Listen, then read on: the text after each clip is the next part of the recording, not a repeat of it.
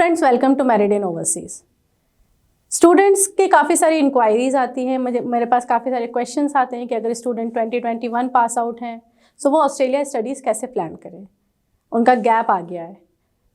अगर आपकी first education से सेकंड एजुकेशन के बीच में कोई गैप है और अगर आपके पास प्रॉपर जस्टिफिकेशन है उस गैप का, तो स्टूडेंट्स आप ऑस्ट्रेलिया स्टडीज़ के लिए अप्लाई कर सकते हो।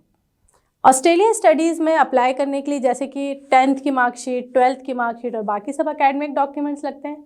सपोज़ एक एग्जांपल देके आपको बताती हूँ। सपोज़ अगर आप 2021 पास आउट हैं और आप स्टडी ऑस्ट्रेलिया प्लान कर रहे हैं 2023 जुलाई इनटेक के लिए, क्योंकि अभी फरवरी इनटेक क्लोज हो चुका है और जुलाई इनटेक की एप्लीकेशंस ओपन है। अगर जुलाई इनटेक प्लान करते हैं तो आप ये मान के चलिए आपका ऑलमोस्ट 1.5 to 2 years का गैप आ गया है।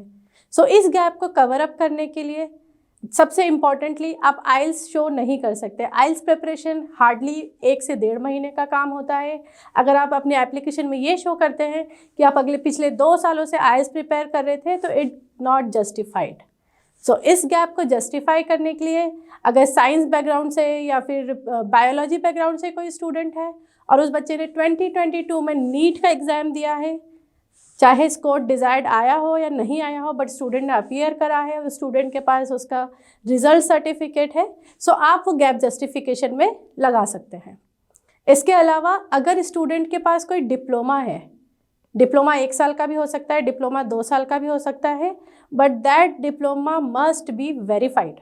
आपका डिप्लोमा वेरीफाई होना चाहिए, आपके पास प्रॉपर उसका कंटेंट होना चाहिए, सेमेस्टर वाइज मार्कशीट्स होनी चाहिए, उसके अलावा जो भी आपका रोल नंबर है वो भी वेरीफाइड होना चाहिए। उसको भी आप एज अ गैप जस्टिफिकेशन लगा सकते हैं।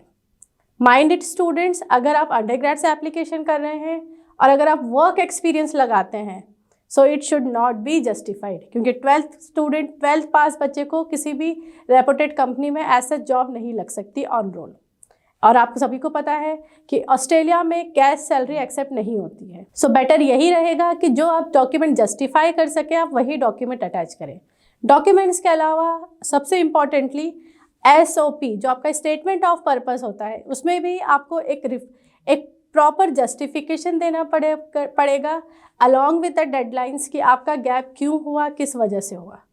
अनफॉर्चुनेटली अगर आपका कोई एक्सीडेंट हो जाता है, कोई सीरियस इलनेस हो जाती है जिसकी वजह से आपकी एजुकेशन में ब्रेक आ गया है, उस केस में आप अपने मेडिकल सर्टिफिकेट्स, अपना प्रिस्क्रिप्शन, ये सारे डॉक्यूमेंट्स लगाकर भी अपना गैप जस्टिफाई कर सकते हैं। इसी तरीके से ये तो बात हुई बैचलर्स की। अब हम बात करते हैं मास्टर्स की।